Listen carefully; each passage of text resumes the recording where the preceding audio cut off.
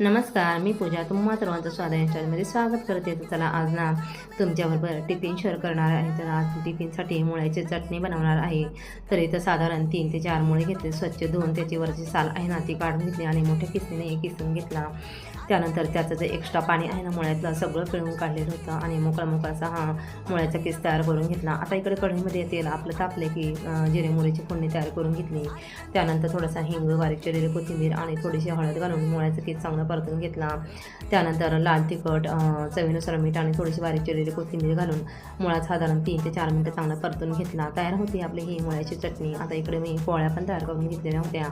तर हा माझ्या मिस्टरांचा टिफिन होता. तर त्यांच्या या टिफिनसाठी मी पोळ्या आणि मुळ्याची चटणी भरलेली होती. तर इकडे मुलाच्या डब्यासाठी सुद्धा मी तेच दिलेलं होतं. त्याचे 2 रिसेस असतात म्हणून एका रिसेसला ॲपल आणि एका रिसेसला भाजीपोळी अशी दिलेली होती. व्हिडिओ आवडला तर लाईक करा, शेअर करा, सबस्क्राईब करा. धन्यवाद.